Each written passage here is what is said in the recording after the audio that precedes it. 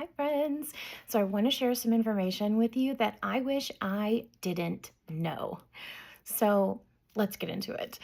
My husband and I just spent a couple weeks in Europe on the Legend of the Seas, which is a cruise ship, and we made it to Rome just fine, but our bags did not. So, for whatever reason, our bags were left behind in Toronto, Canada, while we were trying to board a ship in Italy. So I wanted to share my experience with you all because this is something that actually doesn't get talked about a lot. And so, despite researching what to do, there were no resources out there for us really to have a better idea of what to expect or like what to do, what to not do. Like there just wasn't much out there. Hopefully, that's because this just like doesn't happen to a lot of people. And we were hoping we would never be the people that it happens to, but it did. It happened to us. We lost our luggage and we were about to board a cruise ship. And it was not a good experience. So, again, hoping to share this so that way if this happens to you, you have a better idea of what's going to happen and you're not as in the dark as my husband and I were.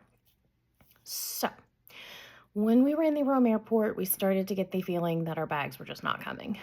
All the people that were on our plane had grabbed their bags and left, and we were still there. And it was becoming increasingly obvious that our bags were just not with us. So at that point in time, we got in line and the guest services line for the airline, and we waited. Now, first mistake we made was waiting too long to get in that line. Around 30, 45 minutes, once we had started noticing that everyone from our plane was gone already, we should have gotten in line then.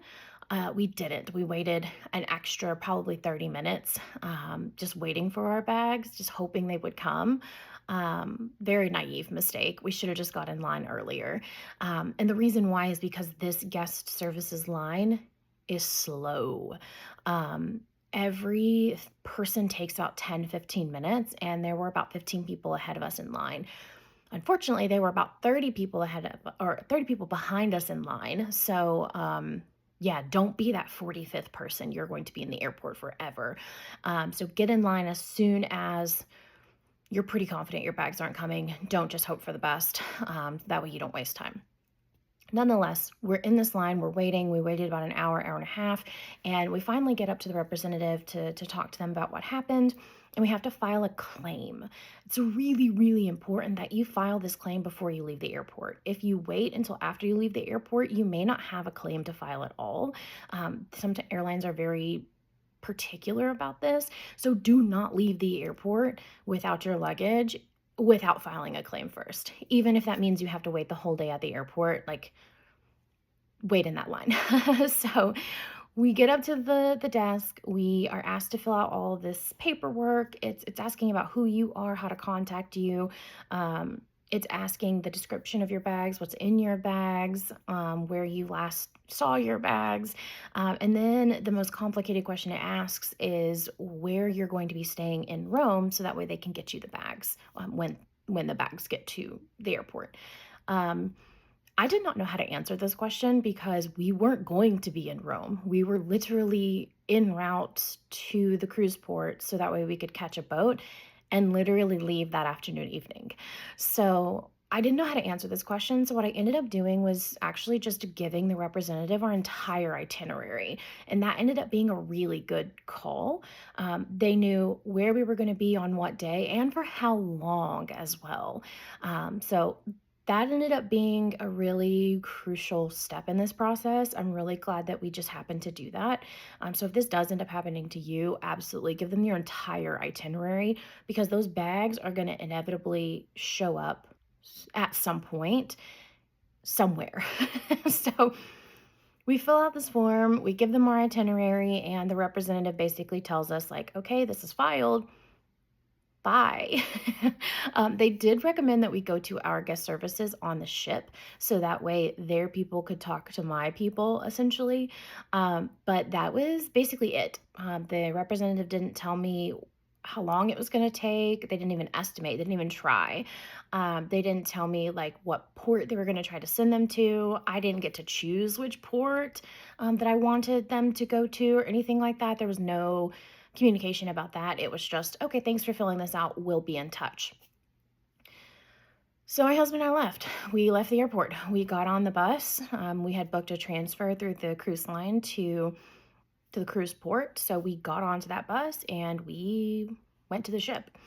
The one unintended perk of not having any luggage with you while you're trying to do the embarkation process is that it's super easy. So you don't have to wait on your luggage to be unloaded from the bus. You don't have to, talk to porters or anything like that.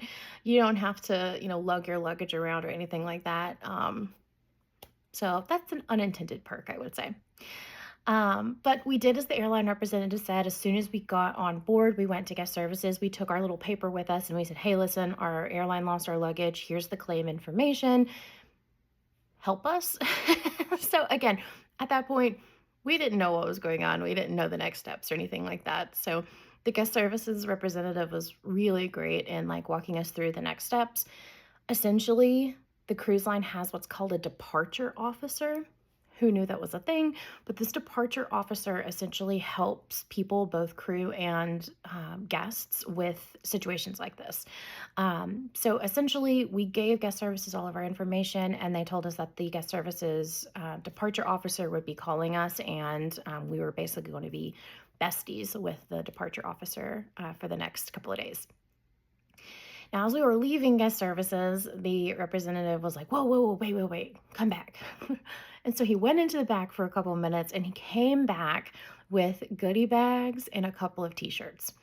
Now, I haven't mentioned this yet, but for whatever reason, my husband and I packed very poorly on this trip. We did not put a single extra pair of clothes in our carry-ons. So the clothes we were wearing were the clothes that we had for an indefinite amount of time. So seeing those t-shirts, and they were free too, seeing those t-shirts were chef's kiss. We were very excited that they were gifting us t-shirts because we literally didn't have anything else to wear. Now inside the goodie bags, there were some toiletries, things like toothbrush, toothpaste, there was a comb, there was a razor, there was deodorant, all small travel size, of course, but had we not had those items in our carry-ons, that would have been an absolute game changer, especially that deodorant, especially in hot Euro summer. So yeah, it was pleasantly surprising to see how much the cruise line took care of us. And again, this was all free. They also offered us free laundry services. My husband and I are at a loyalty status to where we get free laundry already. So we didn't personally use that perk, but that was something that they offered us as well. So if you do not have that perk, you would also be eligible for that free laundry, which again, game changer. So yeah, we were pleasantly surprised with how well the cruise line took care of us, and it was all free. So that was very nice. Now, once we got through with the guest services process, we got our little gifts. We went and took a nap. Because let me tell you, waiting in all these lines, being stressed out after having traveled for, I mean, gosh, at that point it was like 20, 30 hours. We were tired. So we went and took a nap. When we were waking up, the departure officer called us and she was lovely. So she let us know basically all the things that she was going to be doing in the back end and all the things that I needed to be doing on my end. So essentially my job, my responsibility was to continuously check with the airline and see if I can figure out where my bags were. If we could figure out where my bags were and they were in a city where we were docking, then she could get me my bags. She had points of contacts at the airports, at the seaports, at the airlines even, and she would do all of the coordinating to get us our bags. She did mention that there might be a delivery fee, just depending on the airport and depending on, if they were delivering or if someone was picking up the bags, whatever that looked like. But she didn't give us a quote.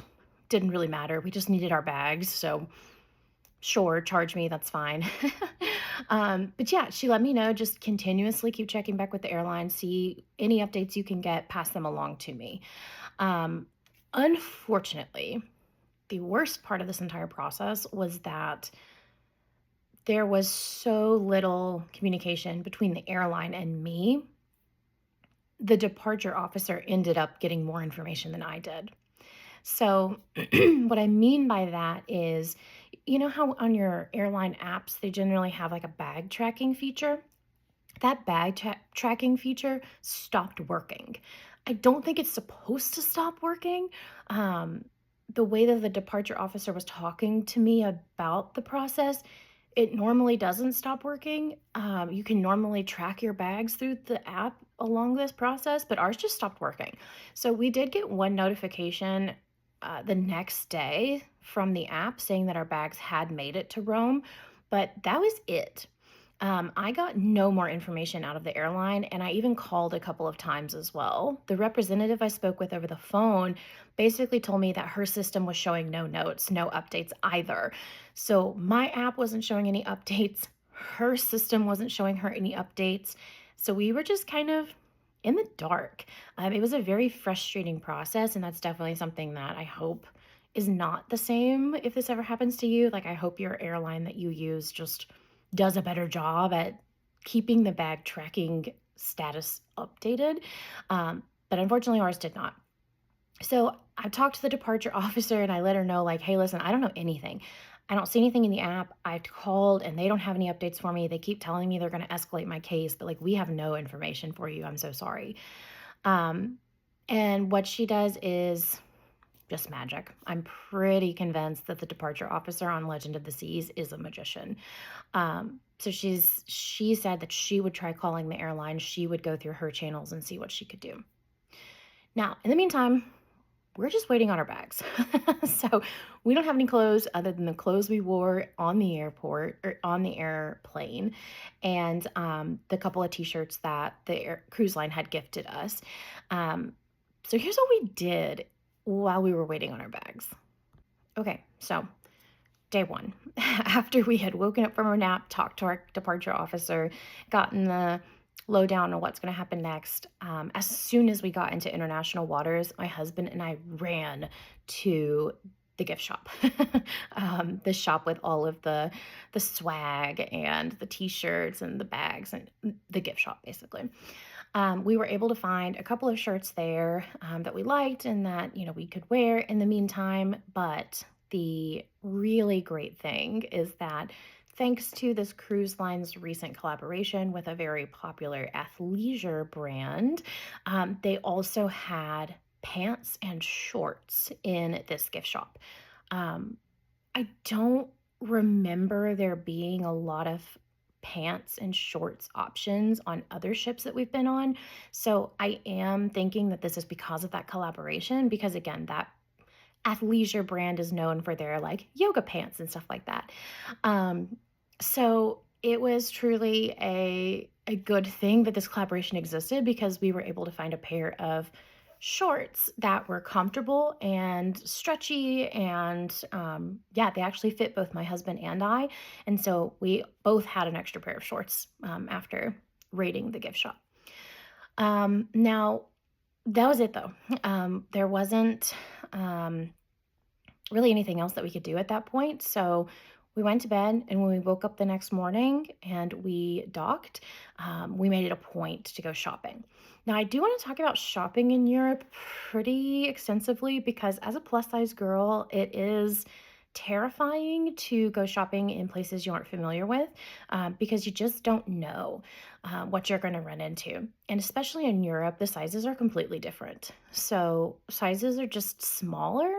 For example, my husband, who normally wears a size large or sometimes an extra large, in Italy, he was a 4XL, and he probably could have even sized up to a 5XL, but they didn't have any 5XLs in the color that he wanted. So we bought the 4XL.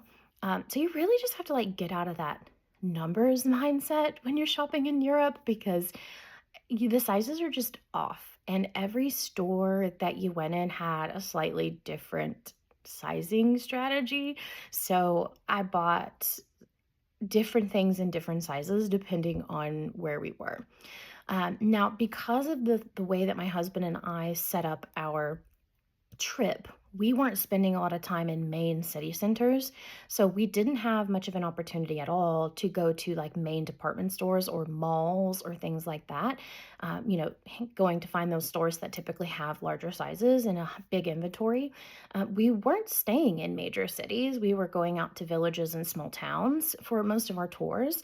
So I don't have any experience department shopping or mall shopping from this trip. But what I will say is that these small towns, these villages, they really had a lot to offer. I was kind of impressed, kind of shocked that even in these small towns and villages, when my husband and I walked into a store, we could find something. Between undergarments, shorts, I found a dress. We could find things in our size. The numbers would look different, but we almost always found something in these little tiny stores. And the shopkeepers were very genuinely nice people. Um, they were able to help us find things that fit, even, again, we may be looking for a size large, but we needed to have been looking for a size 4XL. They were very nice and willing to help us figure out the sizing differences. And in a lot of these places, if not all of them, um, you basically could go try on clothes too before you actually purchase them. They had a little dressing room essentially. So, truly, as a plus size girly, I was able to find plenty of clothes to get me through those days where I didn't have my luggage. The only thing that we didn't purchase were shoes. I wear a size 11 shoes, and so it's hard to find shoes in the US, but it was nearly impossible to find shoes in Europe. So we did run across a store in Barcelona that was literally called big shoes or large shoes. But because of where it was and because of how we had to get back to the ship, so we didn't miss the boat, we didn't get to stop in that store. But it is very good to know that a store called Large Shoes literally exists in Spain. And I'm fairly confident had we gone in that store, had we had time, we would have been able to find shoes as well. But that's kind of the only thing that we didn't really have success with was purchasing shoes. But again, we could have done a better job at purposefully hunting out shoes, and things like gone to that store in Barcelona that we found online. But yeah, clothes, pleasantly surprised. You just can't look at the numbers. So the numbers are deceiving and the sizing is just different, and you can't judge yourself based on what the numbers you're seeing. You may be a larger size in Europe than you are in the US. And yeah, you just have to let that go. You have to just not pay attention to that. But the moral of the story is there are places, even in these small towns and villages, for you to find clothes if you are a larger, curvier, or plus size individual. So a couple days pass. We found some clothes to get us through essentially, but we still don't know where our bags are. The app is still not working for me. It still says nothing other than my bags made it to Rome a couple days ago. And the departure officer gets a ping saying that our bags are going to go to Barcelona. Makes sense. Barcelona's a big city. Rome's a big city. It should be easy to get our bags from Rome to Barcelona. Cool. So we think our bags are going to catch up with us in Barcelona. The day comes and goes, no bags. So at this point in time, nobody knows what's going on. Even the departure officer's like, I don't know where the bags are. They told me they were coming to Barcelona. So still in the dark. Come to find out, though, the very next day we were docking in Palma, and we got the call. I actually got the call, which is kind of weird, considering that the airline had communicated with me 0 times through this whole process. The fact that they called me and not the departure officer is interesting. But I got a call while we're on a tour, and it's the airline. And they're like, hey, your bags are in Palma. Come pick them up. And I'm like, well, thank you for telling me this. And I'm glad they are finally in the same city that I am in. However, y'all did not tell me you were sending my bags to Palma. So I did not plan an airport trip in my Palma day. At that point that they called me, my husband and I were like an hour and a half away from the ship on a tour. We didn't have any transportation. And again, it was a small town. So there wasn't like a train I could catch. There might have been several local buses that we could have, piecemealed together to get to the airport. But by then, the ship would have left us. So I tell the lady on the phone, like, hey, listen, y'all didn't tell me the bags were coming to Palma. I did not plan my day around coming to pick the bags up. I'm an hour and a half away. I have no transportation. I cannot pick these bags up. Can you please deliver them to me? Lady said, nope, we can't. Our delivery doesn't start until 6 p.m., which is not great because our ship leaves at 5:30. So I tell her, like, that's not possible. Like, for us, like, we cannot physically get to you to get our bags, and the ship leaves at 5:30. So if y'all don't start delivering until 6, unfortunately, we're just going to have to leave our bags with you. We just can't. We cannot get to you, get our bags, and get back onto the ship before the ship leaves. And you're telling me you can't deliver until after the ship leaves. So, okay, you know, my husband and I had to have that conversation like, okay, well, we're just going to knowingly leave our bags here because there's nothing we can do. The call basically ended where the airline representative was like, we'll see what we can do, no promises, and they hung up. So my husband and I go the rest of the day on our tour just thinking like, oh, our bags are so close yet so far away. We literally cannot physically get to them, and they said that they can't deliver them. So it is what it is. So we finish our tour and we come back to the boat, and the departure officer calls us and says that our bags are being delivered. There was a fee, so we did have to pay $55 for 2 checked bags to get delivered to us. The Palma airport is about a 25-minute drive from the cruise port. So I do anticipate that had it been a longer trip, so had it been like an FCO to the port trip, it may have cost more money. But because the Palma airport was fairly close to the seaport, it was only $55 for both bags, which was great. So I was like, sure, I don't care. I'll pay it. Like, I just want my bags. Thank you so much for helping me get our bags. I don't know what strings she pulled, what magic she made happen, but she either convinced the airport to deliver them early outside of their delivery times, or she sent someone from the seaport to go pick the bags up. I have no idea how she did this, but she managed to do it. So our bags came. They were delivered to us on the boat in Palma, and the whole experience took about 5 days. Ah, look at it! Woo! Our savior!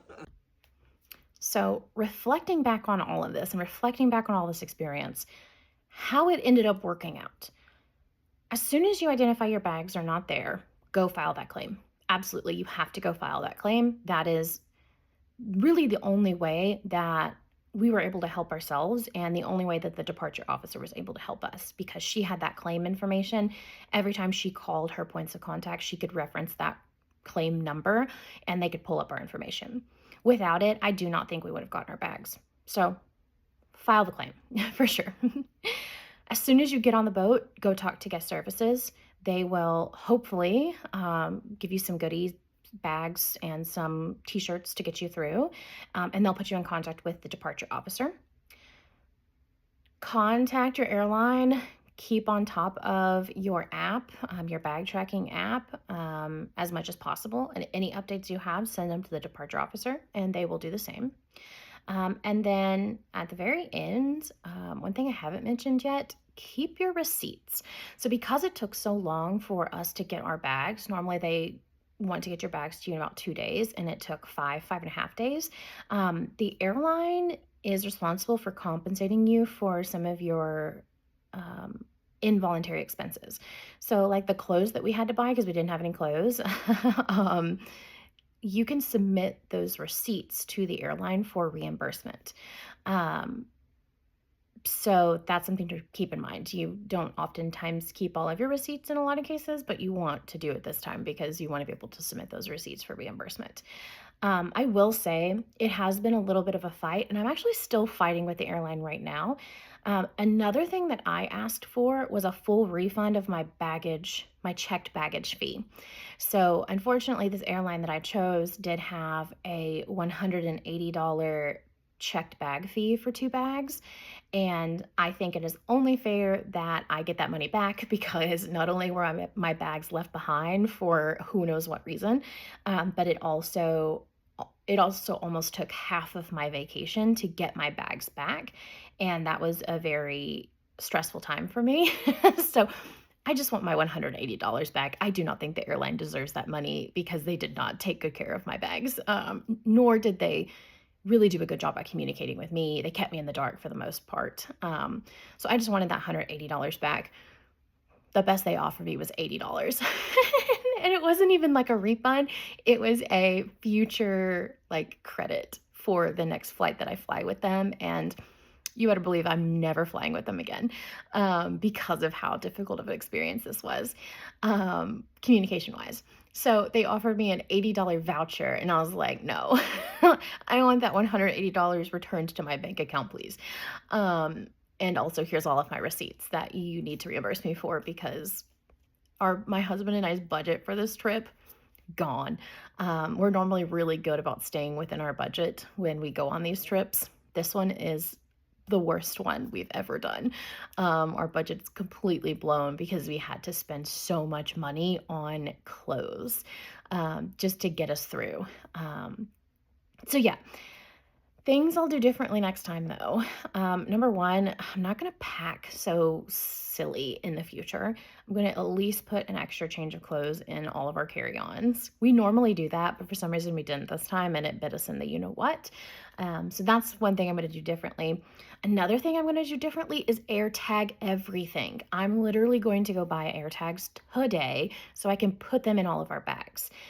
Again, one of the most frustrating things was not being updated as to where our bags were and us just being in the dark. Had we air tagged our bags, we might have had a better idea of where they were, which would have helped us plan better, to get our bags and help the departure officer not have to go chasing leads and chasing information because we would have more information than we were operating on, previously. So I'm going to air tag everything. You better believe it. Next thing, receipts.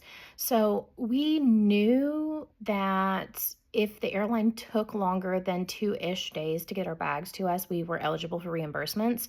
But we just were silly and we didn't think that it was going to take that long. So we didn't keep all of our receipts. That's on us. Rookie move. And so now we're just going to have to eat the cost associated with the things that we lost the receipts for. It is what it is. But keeping all of the receipts, not being so optimistic that your bags are going to get to you within, a couple of days, I think that that's going to be critical if this ever happens again. And the last thing is just around clothes in general. So my husband and I felt a lot of embarrassment with the clothes that we were wearing. I mean, we were planning on having our perfect Euro summer, and we had purposefully, bought clothes that were pretty and light and flowy and airy and, that were kind of fashionable, because we wanted to look good while in Europe, especially with it being so hot. And because we didn't have any of those clothes and all we had were a couple of black athletic shorts and a couple of cruise line branded t-shirts, there was a lot of embarrassment that we had. And looking back, I think it was silly. On every tour we went on, when we were wearing our shorts and t-shirts, there were a dozen other people also wearing shorts and t-shirts. Going into things like the basilicas and, La Sagrada Familia and, all these places, as long as you are dressed conservatively, so as long as your shorts are midway down your thigh and, you aren't exposing anything indecent, you can go in fine. Like, they're not going to prevent you from entering any of those places. And then as far as like dining goes on ships, they also often have like dress your best night or formal night. What's interesting is that when we finally got our bags, we're like, yes, we are going to dress our formal clothes, like undress your best night. Like, you better believe it. We ended up like getting really dressed up, and we ended up being the anomaly. So we ended up being the people who were dressed up when the majority of people were not dressed up. So, moral of the story, all in all, I would stop caring so much and stop being so embarrassed about the clothes that I did have, because in every instance we ended up fitting in just fine. Even in specialty dining restaurants, even in main dining during formal night, we were fine. The only exception was we went to the Hollywoodland Supper Club once we finally got our bags. The Hollywoodland Supper Clubs and any supper clubs on an Icon class ship do require formal attire. So that's maybe like the only exception that I would caveat. Um, Other than very particular instances like supper clubs, you're going to be fine, even if you're wearing shorts and a t shirt. There was even one instance where during formal night in the States, so formal night during the state on the States cruises is lobster night normally. Um, we actually saw a guy wear an inflatable lobster costume to formal night on the ship. So we should have known better. We shouldn't have been embarrassed at all. We shouldn't have felt bad. And looking back, I would have probably booked a specialty restaurant or two, knowing what we know now and seeing how people dress. And yeah, I just wouldn't be as embarrassed. Wearing what you have. It was our best. So that was the joke. Dress your best. Okay, well, this t-shirt is literally the best thing I own, so this is what you get. And again, it ended up being totally fine. But yeah, that's my story. That's my experience. I hope that this never happens to you, but if it does, yeah, I hope that by listening to our story, you have a little bit better of an idea of what's going to happen. And yeah, hope this helps out.